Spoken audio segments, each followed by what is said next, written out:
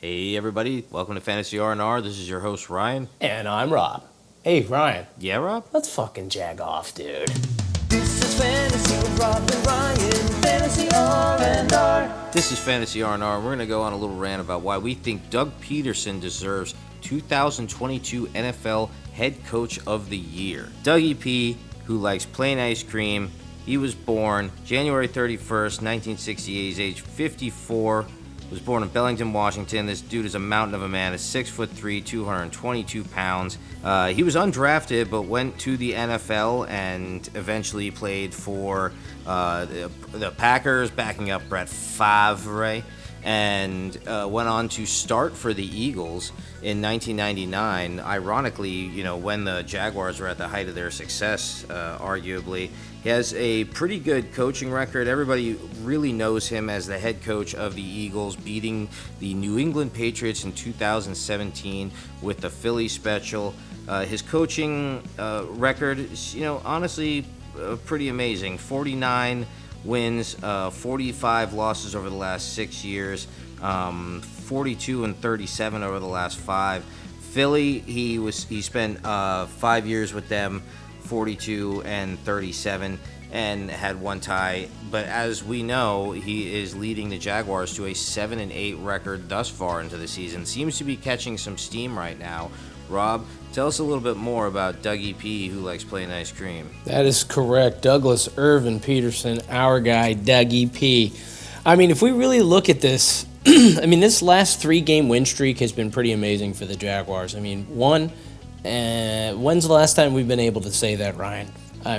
Has it been ever? Because that's a legitimate question. I think maybe we should probably look up while I'm spitting off these T-Law statistics from the last 3 weeks. This guy has been amazing. Again, as Ryan was saying, Douglas Pederson was a QB all his life. Essentially, after the debacle, and everybody knows the documented, Urban Meyer disaster that was year one for Trevor Lawrence, everybody always comes back and says, well, it's really Trevor Lawrence's rookie season this year. Well, honest to goodness, it looks like it is correct because Douglas Pederson was handed the keys to a Porsche and he's taking off the last 3 games. Trevor Lawrence, the last 3 games, has a completion rating of 66.7. He has a QB rating of 105.8. He has thrown for 7 touchdowns, rushed for 2, and has only thrown 1 pick. Last 3 games, again, the 3-game win streak. And looking beyond that, we're looking at the Jaguars facing against a very lowly Houston Texans team. Yes, I know they beat us earlier this season. This is a different team now.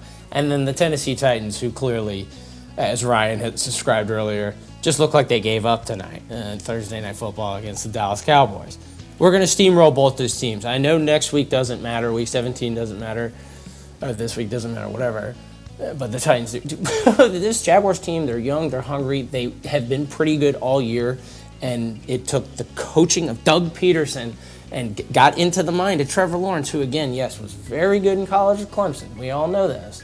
But, look at a lot of quarterbacks, it doesn't translate. A lot of quarterbacks are picked 1.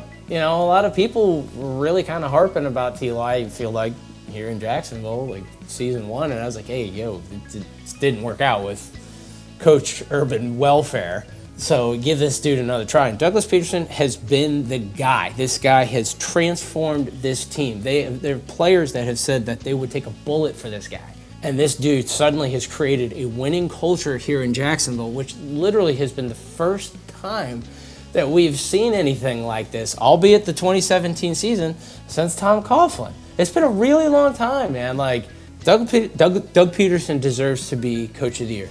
So, period. And just to wrap this up on one final thought about that, for those that are hearing you say he should be Coach of the Year and pointing out how he had the squib kick debacle with the Ravens, or had actually tanked in week 17 of that season with the Eagles, trying to land Devontae Smith as their rookie. If you so famously remember, their third stringer coming in, and Jalen Hurts and Carson Wentz not even playing the game that week. Is that the kind of coach that we're seeing now, or has he even evolved to the point where he's gotten past those kind of behaviors, and now he's looking to the future as a different type of coach. That's why he's Coach of the Year. Do you think there's something to be detracted about Doug Pederson, or do you think he deserves it more over someone like, let's say, Nick Sirianni, who took over his position in Philadelphia and seems to be having a lot of success with it? Yes, it's a great question, and this is how I'm going to answer it. As long as this dude isn't sticking his finger in chicks' buttholes in a freaking bar and is cheating on his wife, I have no freaking problems with the little thing here and there. Exactly. Doug Pederson has learned, everybody has. Come on, give me a break. Every coach deserves a second chance, whatever. I think the dude got a raw deal in Philly. There was even a lot of speculation that it wasn't him. It was kind of coming from the higher-ups, which we hear that all the time, Miami Dolphins. So, I mean, I don't know. I tell you all the time, I don't believe 95% of the hearsay NFL BS that we hear all the time. Concussions. All I know is Douglas Irvin Peterson deserves to be Coach of the Year, and that's it. Let's fucking jag off, Brian. We're jagging off all over ourselves. Doug Pederson is quoted as saying Jaguars will never, ever, ever, ever consider resting their starters. You heard that right. Douglas Pederson supports black slavery. Once again, this was Fantasy R&R with Rob and Ryan. We'll see you next time.